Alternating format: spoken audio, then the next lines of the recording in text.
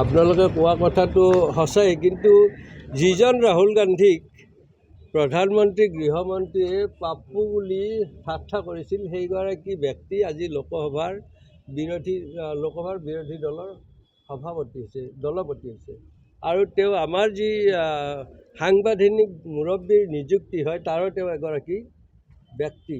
যদি প্ৰধানমন্ত্ৰীগৰাকীয়ে বিৰোধিতা কৰা ঠাট্টা মস্কৰা ব্যক্তিজনৰ লগত একেলগে বহি সিদ্ধান্ত ল'ব পাৰে, মইতো এটা ক্ষুদ্ৰ মানুহ। আপোনালোকে ইমান ডাঙৰ কথা কৈছে, মই আচৰিত। আপোনালোকেতো তেওঁলোকক ইমান কথা কিন্তু সুধিব নোৱাৰে, নাপায়ো, সেইটো অস্বাভাৱিক কথা, কিন্তু তেওঁলোকক সুধিব নোৱাৰে। মোৰ প্ৰতি যিয়ে এনেকুৱা ব্যৱস্থা কৰিছে, তেওঁলোকক কিন্তু আপোনালোকে আজিলৈ সোধা মই বাতৰি কাকত বা টিভিত দেখা নাই। গতিকে আপোনালোকে সুধিছে, মই বেয়া পোৱা নাই, কিন্তু মই আপোনালোকক অনুৰোধ জনাওঁ যে হয়, কিন্তু মোক যদি এনেকুৱা অপমান নকৰিলেহেঁতেন, মই কেতিয়াও এৰাৰ ইচ্ছা মোৰ নাছিল। মই কেতিয়াও এৰিবলৈ মই ইচ্ছা কৰা নাই, আৰু সেইকাৰণে মোৰ সিদ্ধান্তসমূহ জনাইছিলোঁ। মোৰ অনিচ্ছা সত্ত্বেও এক যন্ত্ৰণাদায়ক অৱস্থাৰ পৰিপ্ৰেক্ষিততহে মই আজি ইয়াৰ পৰা অব্যাহতি লৈছোঁ। মই সিমানখিনিয়ে কথা ক'লোঁ।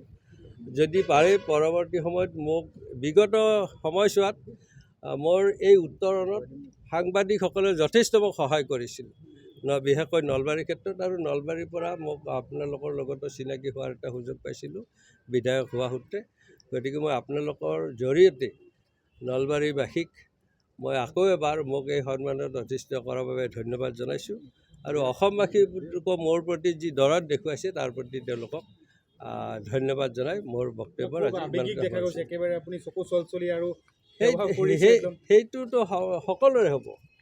ছোৱালী এগৰাকীক বিয়া দিয়াৰ পিছত তেওঁ যেনেদৰে ঢাকুৰি কান্দে, মই কান্দিব লাগিছিল আচলতে। তেনেদৰে মই উচুপিছোঁ, কাৰণ মই সেইটো কিছু নিয়ন্ত্ৰণ কৰি আছোঁ। কিন্তু মই কৈছোঁ নহয়, জন্ম দিয়া নাই মই, কিন্তু তাক লালন পালন কৰি ডাঙৰ দীঘল কৰিছোঁ।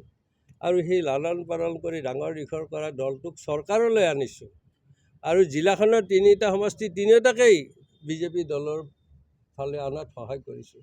সেই দলটোৰ পৰা অব্যাহতি ল'ব লগা হ'লে কি বেদনাদায়ক অৱস্থা হয়, সেইটো ভুক্তভোগীহে গম পায়। আনে সুধিব পাৰে, কিন্তু একাত্ম হ'ব নোৱাৰে। কিন্তু তথাপিতো আপোনালোকক বহু সময় মই অপেক্ষা কৰাইছোঁ। আপোনালোকে সকলোৱে আছে, তাৰ বাবে পুনৰবাৰ ধন্যবাদ জনাইছোঁ।